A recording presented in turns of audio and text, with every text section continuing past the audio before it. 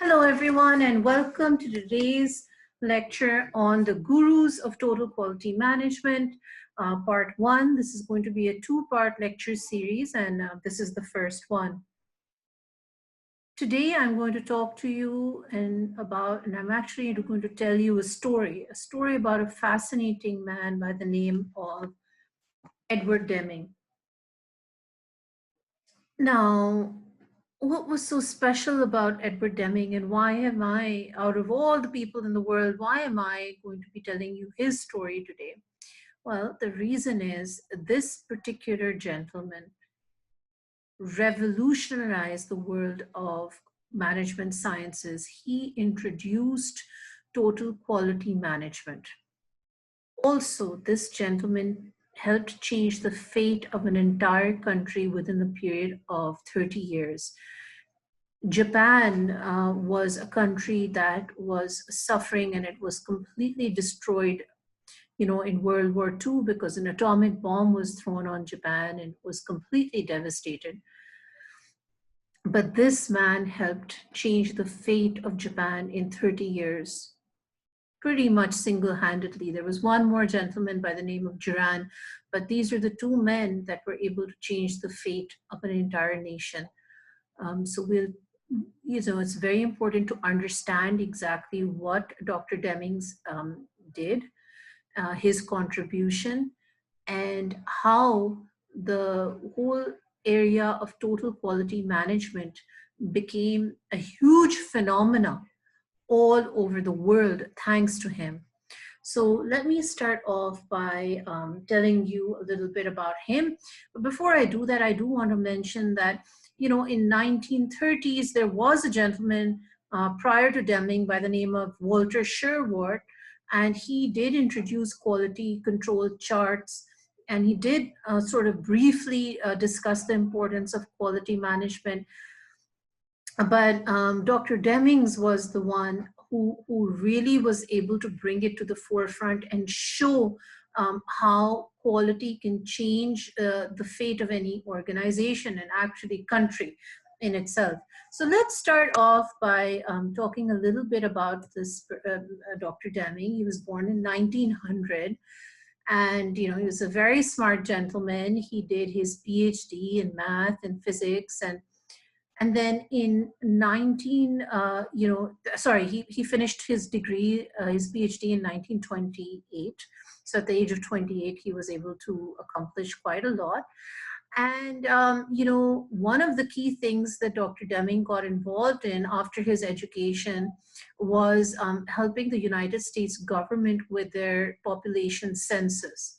And so, as you all know, every country has to sort of measure their population and calculate the population growth year on year.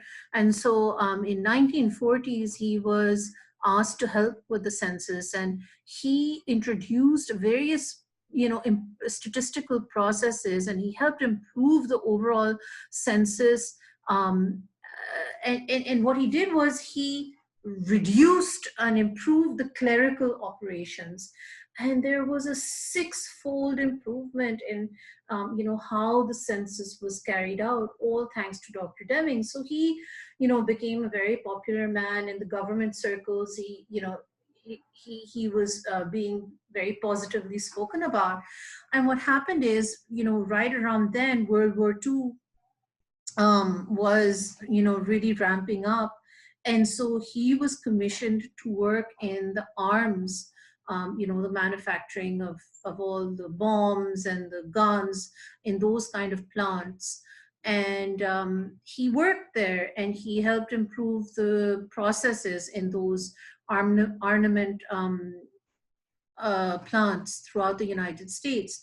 And, once the atomic bomb was did what it had to do to Japan, and all of World War II was wrapped up. Unfortunately, a lot of Deming's teachings were scrapped, and he was kind of forgotten about. So he was a little bit depressed about that. He wasn't too happy, because obviously by this time he had made some significant contributions, but he was not being recognized for them. So what happened is, in this story, he kind of perhaps also had the desire, he must heard everybody by this time had heard about the devastation in Japan. He had a desire to go there and help, improve the situation in Japan and make some sort of a positive contribution there. And so, there was a general by the name of General Arthur. And so what he did was that he sent Deming to Japan, and he said, why don't you go there and help them with their census, population census, because you did that in the United States. So he went there and he did that. And while he was there, he actually met a few people, and he met a group of people who were basically the business community. And he spoke to them a little bit about, how important it is to improve quality and so on and so forth. And those business leaders found what he had to say quite interesting. So in 1950, they invited him to Japan, and he was asked to give a lecture on quality management to 21 leading companies' chief executive officers, so the top management of 21 Japanese companies. And uh, these CEOs were the top CEOs. So, they basically represented 80% of Japan's capital investment. And so all these business owners kind of came together and heard what he had to say. And something that Deming said during his talk was that, look, if you are willing to listen to my teachings, you can capture global markets around the world. Now, interestingly, even prior to World War II, Japan had a problem with the quality of goods it was manufacturing. And so, they kind of realized that, look, there was a problem. Anyways, long story short, they were very impressed with Dr. Deming's, talk, and they decided that, they would want to engage him to help them improve their quality. Now, what Deming said was, in order for them to do this, he would need a strong commitment from the senior management to do continuous improvement. And he said, look, please do not have a short-term goal in mind. If you really want to capture the entire, global marketplace, you have to think long run. And he promised that he would help them. So he actually did go to Japan after that. He moved to Japan. And in a period of 30 years, he helped these leaders. They listened to him. He incorporated a lot of tools, statistical tools, and also he came up with a lot of management advice. They took that advice, they listened to him, and lo and behold, in 30 years, Japan became, all of its products became known to have very high quality. Companies such as Toyota, Sony, Suzuki, all of a sudden started capturing the global market share. And everything that Deming had promised 30 years ago, actually, he was able to deliver. Now, in these 30 years, in the US, previously, prior to World War II and all, the US goods were known to be high quality. They were the number one. But in 1980s, they also started realizing, like, oh my goodness, we are losing market share to other global competitors. And so there was a documentary that was made in 1980 by NBC television, and it was on, the topic was, if Japan can, why can't we?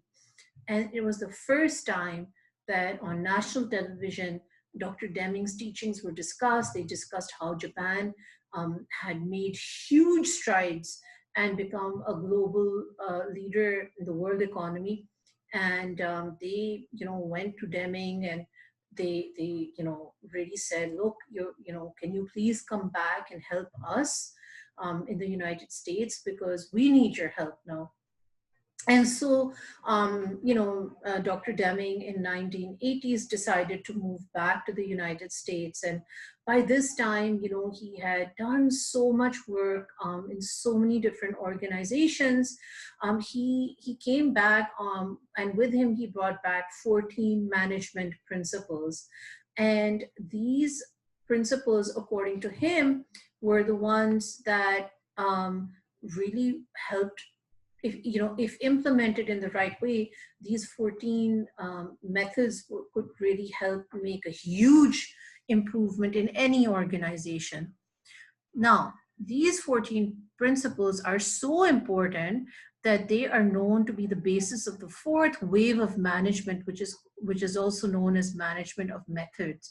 So you can just imagine these 14 rules or these 14 principles or that he brought back. Just imagine the value that people kind of recognize. And to be very honest, a lot of people say improve quality, reduce cost.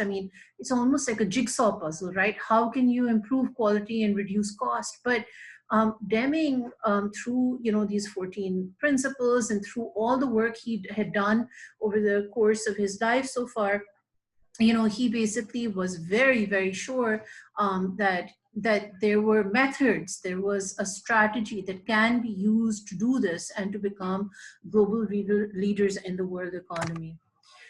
Now let's start. Deming's teachings are very vast, and he had a lot to say. But I do want to talk about some basic, important principles and concepts that he discussed. And one of the things that he really brought to the focus was statistical process controls. So many times, what happens is, and again, what you see on the slide over here is a control chart. And these control charts, as I had mentioned in the beginning of this lecture, these were first introduced by Walter Sherwood, but Deming basically said, look, let's go back and revisit these. And what he said was that there should not be a lot of variation in quality. And so if you take a sample, and if the sample is within a certain range, that's great. But if there's a huge increase or a huge decrease in the quality, then you really need to examine what is going on. And that basically may indicate that there's some sort of a problem, and then you need to solve the problem. Now, it's a very simple concept, right? Okay, you're measuring quality of your goods, and you're actually checking for variation, and you're then correcting the variation. But the interesting thing is, very, very few companies actually do this. They just get busy doing the work, getting, producing things, sending them out, getting an order, all of that. But they really forget to focus on measuring quality, and not just the final product quality, but measuring, quality throughout the process. And so basically controlling the process itself of how things are being made. Deming said some interesting things. He said, look, if the quality is outside of the normal bound, and there's a huge variation, either a huge increase or a huge decrease in quality, there are probably two reasons for this. One is a common cause. And the common cause usually has to do with something like a really poor product design, or maybe the materials that are being used in a product are not very good. Maybe the machines aren't working, they're not optimally working, they're out of order, billing problems. These are some common problems. So he said, look, these problems, if there are any such problems like, the problem in design or the materials being used or machinery, then these things have to be fixed by the management, right? The leaders of the organization. But he said, look, there's another reason that there could be an increase or, sudden variation in quality, and that those could be being caused by special causes. He said those are basically when workers, they don't know what they're doing, they have lack of knowledge or skill, or they're making a lot of careless mistakes. And That's something that then has to be fixed on the operator level or on the worker level. And so you need to really kind of measure this quality constantly throughout the process, and keep checking on these causes and fixing these causes, right? You don't want to wait for the problem to get worse. You want to fix it as soon as you find out there's an issue. So now, before we move on, and in today's lecture, I will be talking to you about Deming's 14 points. I'm going to, talk to you about each one of the points, explain it to you, because again, these are, as I mentioned a little while earlier, they're so very important. They are crucial in the world of total quality management. But before I go on and I talk to you about that, I want to talk to you about the philosophy of Deming and Dr. Deming. And what I mean by that is, what was his ideology? What were the things that he really believed in? Because a lot of his teachings and his methodology stemmed from, his general philosophy. So the first thing was, Deming believed in dignity of labor. He never believed that, he believed that all work is equal, whether it is a janitor or somebody cleaning, um, the toilets, or whether it's a CEO, they should both be given, there should be dignity of labor, and no job is superior or inferior. Work is work, and people should feel pride in the work that they do. And so he believed in that. He also wanted, he felt, also, so sorry, just to come back to dignity of labor, one of the things that, for example, in Japan, he tried to do to help them sort of inculcate this dignity of labor was that, even in schools, children were taught to clean up after themselves, to serve, they would work in cafeterias to serve each other, and basically to realize that, there's no such thing as, if you, for example, if you clean or you do any work, like, anything like cooking or driving or cleaning, these are not, doesn't make you inferior at all. So he really, helped Japan inculcate this dignity of labor throughout its community. He also really felt that the emphasis of any business should be, and the focus of any business should be, on improving customers' lives, right? It shouldn't, organizations shouldn't just be greedy to make more money. Their purpose, there should be a purpose for every product or that they're making, or every service that they're doing. And the purpose should be that it should be improving customers' life. Another thing he strongly believed in, that, you can't copy success. Everybody's story, everybody is in this world, and every company also has different strengths and different weaknesses. And so it really doesn't make sense to copy anybody else. Instead, you should focus on your own fundamentals and do the best based on those fundamentals. Next, he believed that don't just look at a certain event that has happened. Like, let's say some company becomes successful, and you say, wow, how they've just become successful, or some country becomes successful, and you say, oh my goodness, it's, maybe it's just some unfair means, or what is it? I don't know, what's the secret? In fact, try and understand the number of activities that went behind that situation for that event to happen. Could be a positive event, it could be a negative event. In both cases, it's very important not to just focus on the event, but look at the situation in its entirety and all the different various activities. Dr. Deming also believed that people are very, very important. And you should, your employees, especially, you should treat them with a lot of respect. And he also felt that, look, if you treat people well, then you will be successful. It's a very simple kind of a thing, but a lot of people feel like, look, if you're treating somebody bad, you're making them feel bad on a daily basis. Maybe, you'll get more work out of them, but according to him, that's not true. if you treat people well, it's a win-win situation.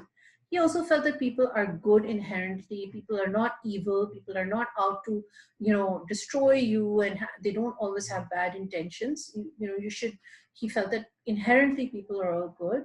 He also felt that when you compare people to each other and you rank them, first, second, third in an organization, for example, then that really destroys people's self-esteem, makes them feel bad, and they lose pride in their performance. So he didn't believe in ranking people.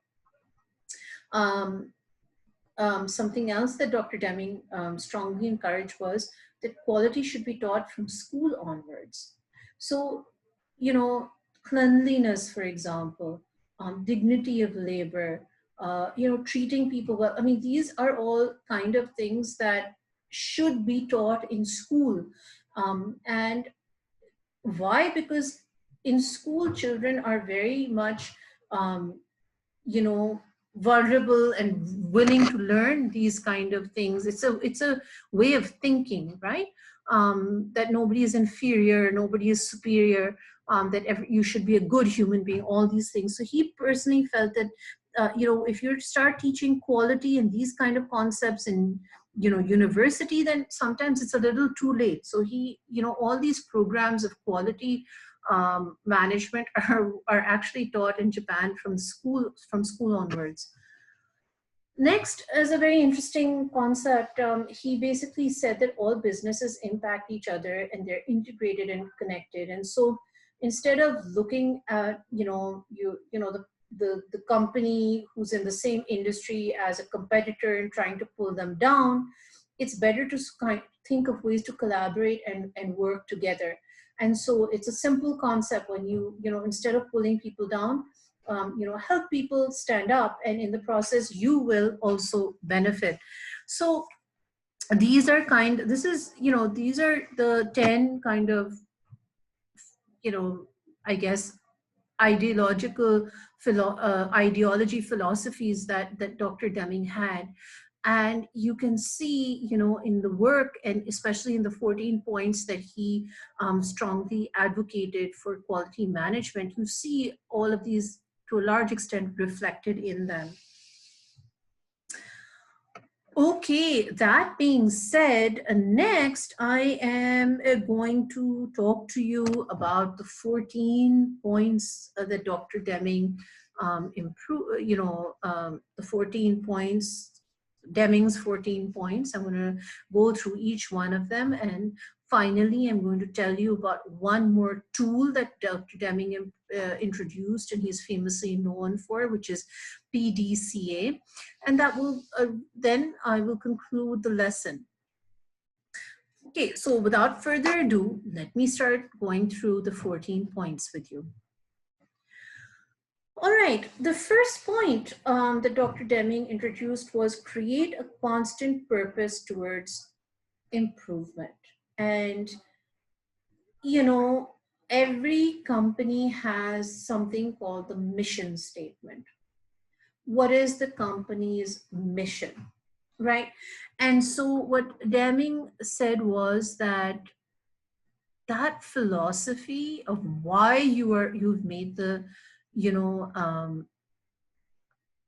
organization, it should, everybody in an organization should know it and believe in it and work towards it, right? So for example, if the mission statement is, for example, our university is to, make nation builders and help educate and give the best education to our students, then everybody, all the teachers, everybody who works in the university should be constantly working towards that. What Dr. Deming suggested was that when you're thinking about improving quality and all of these kind of things and making a really good organization, then don't always have a short-term vision. You should have a long-term vision. It's very, sometimes many people, organizations feel like, look, we just want to make maximum profit in the next year. But that's not always the best philosophy according to quality management. You should have a longer run view. And so maybe you can have a little bit lower profit today, but invest in the future, and that will lead to higher profits overall in the long run and in the short run.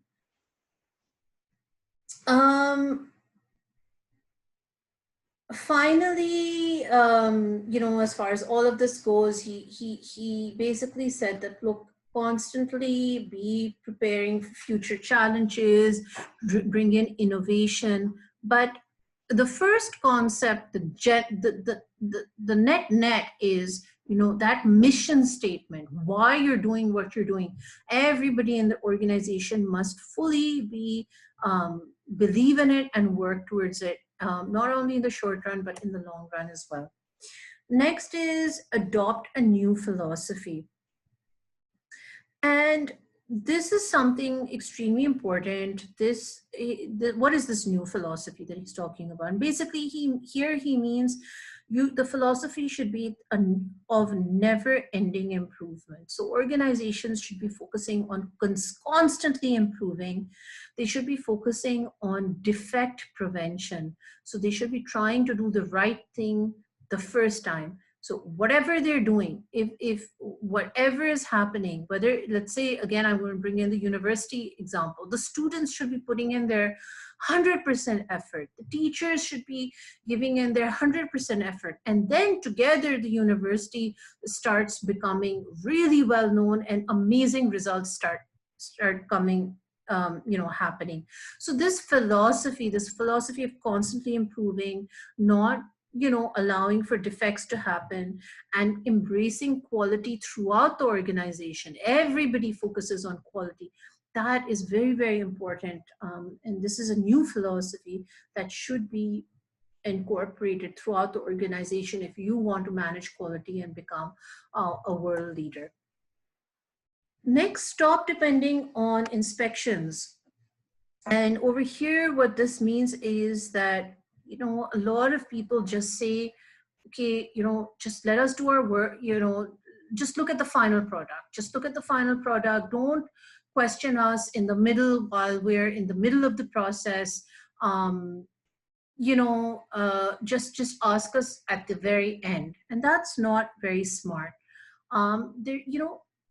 You have to check the work being done in any organization from the beginning or throughout the life cycle till the very end. And there are a lot of statistical tools that can be used to measure quality, and they should be used but it shouldn't be used at the very end. It should be used throughout the process. So again, if we're looking at a university, for example, one of the metrics is, okay, of inspection is how many people get jobs, right? And where do they get jobs? Well, that's looking at the final product, but it's not smart to just look at that one metrics. You should be measuring the quality of education, how good the students are studying throughout looking at the teachers and the students. That should be being measured throughout the entire 4 years if you're doing your bachelor's, or 2 years if you're doing your master's. So so those are important things, right? You want to measure quality throughout. Okay, next up, this is also very important. This is the fourth point of Dr. Deming. Stop awarding business on price tag alone. Use single suppliers for any one item. And so in here, Dr. Deming's basically suggested that, look at your suppliers or your partner look at them as equal partners. Because whatever ingredients, whatever materials your suppliers are giving you impacts your quality. So I'm going to take a shift now from the university example. And again, I'm going to talk about, let's say there's a bakery, and the bakery is trying to make, obviously wants to make a big profit. And, they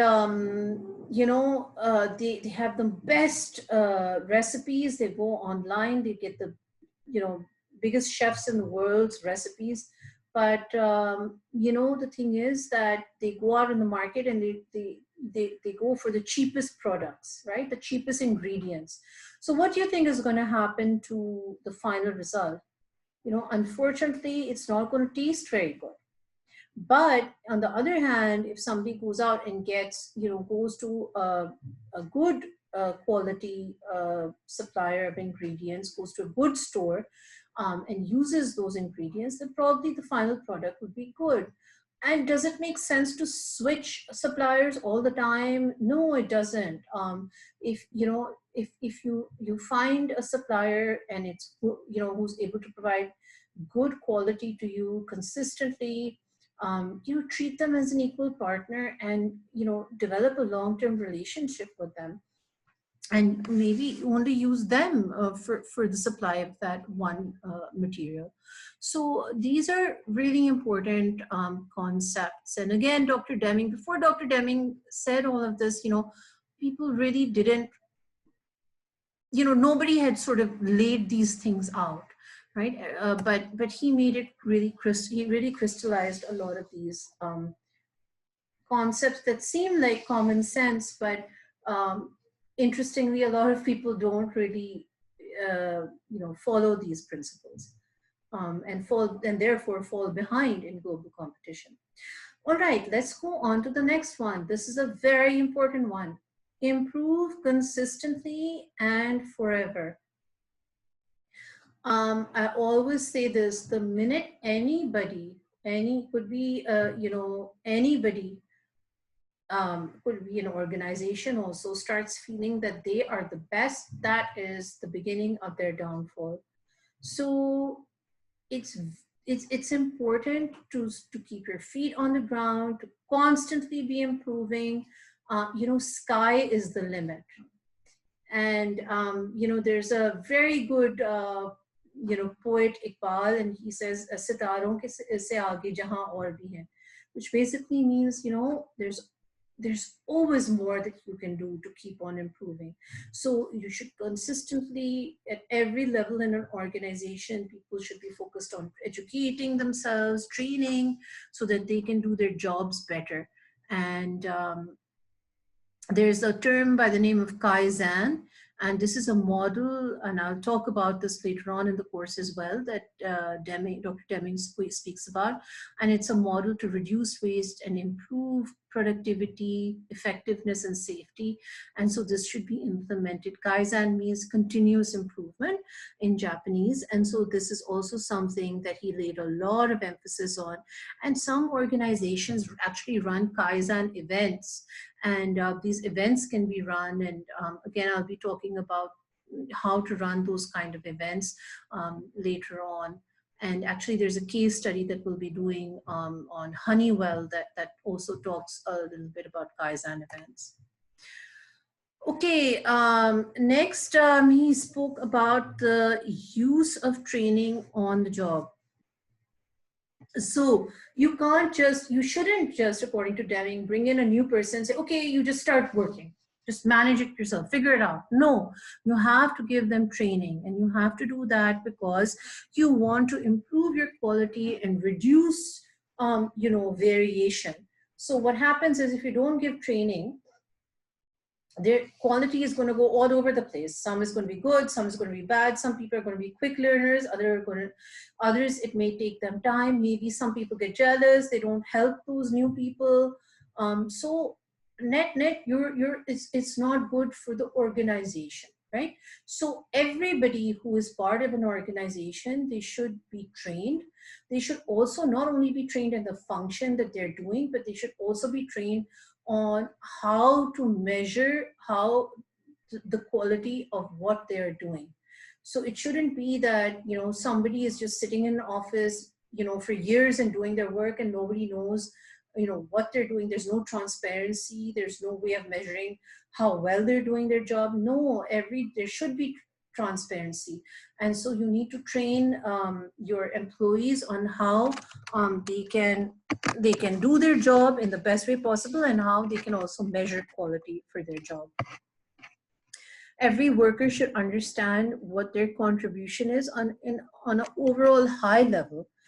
So it shouldn't just be, okay, you have to do this, but people should be told why they're doing what they're doing and how it's making a difference. And that when you explain why it's important, then it really makes a big difference and people feel a lot more motivated to do what they're doing. Next, Dr. Deming spoke about adopting and instituting leadership. And here, this is very important because many times, there's senior managers and they've got these really fancy, offices. And, I remember when I was abroad, they used to have the best, cushy offices with these beautiful views. And, you used to see them, kind of,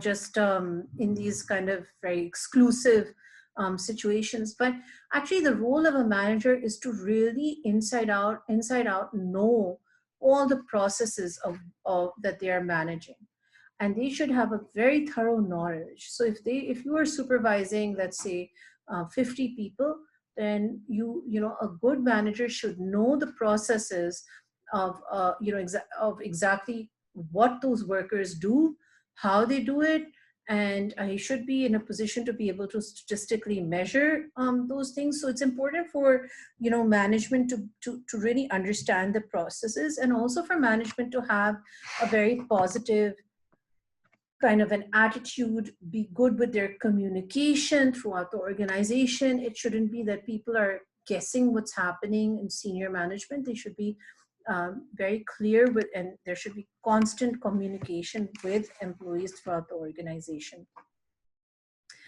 And also, management should also be very supportive and provide resources to staff members, right? So if anybody needs anything, they should be willing to help them out. So the role of a manager shouldn't be like of a policeman. Are you doing this? Are you doing that? I mean, if that's the situation, there's a very serious problem that needs to be fixed. Maybe the person is not right for the job. Or maybe, they're going through some personal problems or whatever. But, if you're having, you should not have to micromanage. A good manager means, that they should have competent people working for them. They give and those people should take their jobs very seriously, and given a little bit of a kind of direction, these people should be able to really do their job to the best of their ability. And that's a good situation, right? So the role of a manager should be of a facilitator more than anything else. Next, Dr. Deming spoke about driving out fear so people can work effectively. And this is very important. If your employees, you should hire competent people, people that take pride in their work, people that want to do a good job, and you should then encourage those people, right? It shouldn't be that people are scared. Your employees, the people that you are supervising, should be able and willing to give you suggestions. And so, two minds are better than one. And it's very important to listen to your employees. And if you're always going to be making them feel bad and finding faults, then that's not a good environment. That's not healthy. That's not a healthy environment. So again, if it's really reaching a point where you're constantly, having to tell somebody and they're not being able to follow instructions, then maybe they're not the right fit for the job. You may need to, change their role. But once you have good people on your team and they're doing a good job, then you should encourage them and you should make them feel very valued, and you should give them responsibility and help them grow as people. And as a leader, you should always be very approachable, and be honest and open with your communication. And there should not be, nobody should be feeling scared of their boss. That's not a good situation. Next, Dr. Deming spoke about breaking down barriers between departments. And this is also very, very important, because when people work in silos, and silos basically means like a closed kind of an area, that's not smart. So it's very good to sort of break the barriers and to have multifunctional teams. And this basically helps you leverage a lot of people's varied strengths, right? So for example, if you if there's just let's say there's a competition, entrepreneurial competition. Actually, this is a real example at DSU. There was a situation where some business students started working with some engineering students to come up with business ideas. And it worked out extremely well, because the engineers would have, they had their strengths of being able to build things, and the management sciences students really were able to help them build business plans and help them with marketing and finance. And together, it worked out to be a fantastic situation, and the entire team did very well. Now, on the other hand, if just the management sciences people were working separate and the engineers were working separate, they probably wouldn't be able to do as good of a job. So this is just an example. When in any organization, there are various departments, and it's very good to sort of encourage multifunctional teams and working across the organization, cross-functional teamwork. Okay, we're reaching the final four. The next one is eliminate slogans, extortions, exhortations, and targets. And here, in this, basically the idea is that your employees should be given achievable goals, nothing unachievable, because this has been happening actually a lot in the recent past, where in a lot of corporations, people are being given really unreasonable kind of goals and targets. And then there's a lot of corruption that happens as a result, because people are desperate to, keep their jobs, and they end up doing, wrong things. So not a smart idea. Much better to give achievable goals to people. Let people know exactly what you want from them. Don't make them guess. Like, is this what my boss wants? That is very important, to be very, very clear what exactly you need. And don't just focus on numbers. And don't just say, I want 10% more, I want 15% more. That's not a good way, according to Dr. Deming, to manage quality in organizations. The next one is eliminate management by objectives. And again, this is when managers say, okay, we want this percentage increase. This has to go up by this much. The costs have to go down by this much. If you're just going to focus on numerical targets, then this really leads to low quality. Maybe in the short run it may have good results, but in the long run it does not. So you want to sort of really look at the entire process, and be reasonable. Be reasonable with people. Look at the process. If there's some problems happening, don't just blame the person. Go and look at the process as well. And maybe the process needs to be fine-tuned, and the problem will go away. So that's very important. The next thing is remove barriers to pride of workmanship. And this is, I want to bring in, say something over here. According to Dr. Deming, about 85% of quality issues in an organization are because of management, and just 15% are because of the workers. So it is very important to, not to just say that, blame the workers. Sometimes, yes, workers may not be a good fit for the organization, but it's not like everybody is incompetent. In fact, it's important for organizations to realize that maybe there are certain barriers for people to be able to do a really good job. For example, maybe people don't really believe in the mission statement of the organization. Maybe the mission statement needs to be changed or fine-tuned. Sometimes people are being blamed for problems in the system, and they can't fix the system. Maybe only the management can fix the system, but they're being blamed for it. There could be things such as poor designs. Again, this is not in the hands of employees many times. Maybe they weren't being given good training. Perhaps, you know, supervisors are being unfair, and they're punishing their employees, and that's really having very negative effects on their morale. Or maybe they're not employees are not being given the right equipment to do their work. So all of these things should be avoided, and people should be given, a situation. Managers should facilitate their employees so that they have a lot of pride in their work and they can do their work in the best way possible, right? So you want to reward people. You don't want an unhealthy environment where people are competing with each other and trying to pull each other down. You want that everybody's working to help each other out. So it's to facilitate each other's work, and so they feel so that, and that's what that environment that really helps with building teams, right?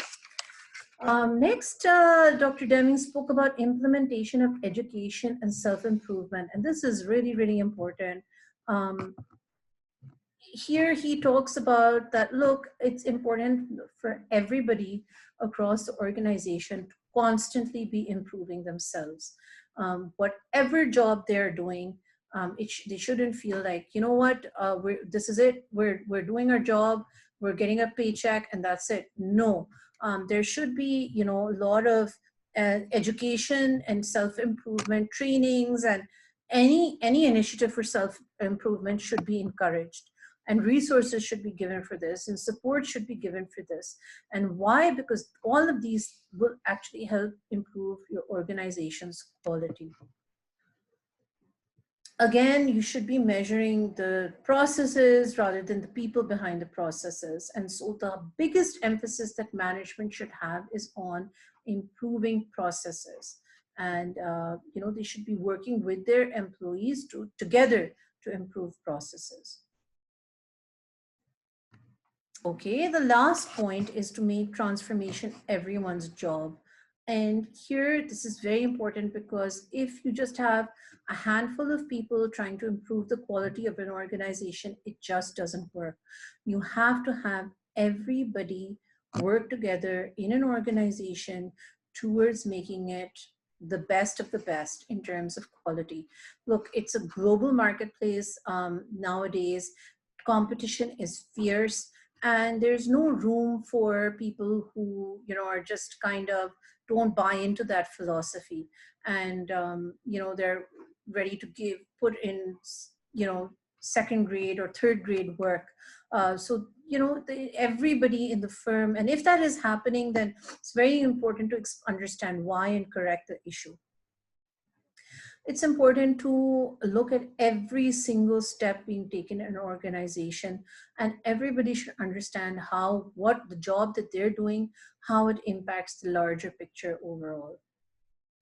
So that basically, that's, the 14 big points of Dr. Deming. And, as you can see, there's a lot of common sense in these. And actually, a lot of these concepts can also be applied to one's own personal lives. If and I strongly encourage that, think about, look at these 14 points and think about, hey, if you wanted to improve the quality of yourself as a person, how can you do that? So that's a very interesting exercise to do. But I'm going to wrap this lecture up with one final slide. And this is about, so far we spoke about all the positive things that Dr. Deming said to improve quality management in organizations. But he also pointed out 5 diseases that an organization may have. And if any organization has these, then this is a disease that can eat up an organization and cause its death in particular situations. The first is lack of consistency of purpose. And this is again the mission statement, just having a short-term approach of increasing profits and no long-term goals and no long-term vision. That is lethal, not a good idea. Again, number 2 says pretty much the same thing. Emphasis only on short-term goals is not a good idea. If you're just going to, focus on the short run, then in the long run, you will not be able to really succeed. Annual rating of performance. If, for example, you have an unjust system where there may be problems in your processes, but instead you are just penalizing your employees and making them responsible for things that it's not even their fault, this can really demoralize people, and it can encourage a lot of fear and unhealthiness in the organization. So it's not always necessary to do this, annual rating. And if you are, and the metrics of how you're measuring people's performance should be very fair and correct. If the method of measuring people's performance is wrong, then you run into very serious problems of, demotivation, and that can lead to serious problems in quality of an organization. The 4th thing is mobility management. If the management of a company does not really understand the problems and doesn't have a deep knowledge of the organization, then this is a very serious problem. Sometimes people nowadays, senior people, they just have very short durations in organizations, in and out, especially CEOs across the world. They come in for 2 years, 3 years, and then they leave. But the problem is they come in many times, make some very big changes, permanent changes. Many times they're buying, selling of various departments, and that can really, if they really don't know what the organization well, it can be have devastating effects in the long run. Finally, if you're only, visible figures are being used, only numbers are being used, and you're not really digging deep and looking at the qualitative aspect as to why things are happening, this can also be very, very dangerous. So, numbers can be, represented in dangerous and incorrect ways sometimes. So it's very important to sort of not only just look at the blind numbers, but the entire story. And with that, I've reached the end of this lecture, and I hope you enjoyed it. You, in today's lecture, learned about Dr. Deming. The 14 points are not to be taken lightly, because Dr. Deming's teachings, as I had mentioned, really changed the fate of an entire nation, not only in Japan, but he also revolutionized a lot of the quality management practices in the United States. And any country or any organization can improve their own quality by thoroughly understanding and implementing a lot of his teachings. With that, thank you very much for your time, and I'll speak to you soon.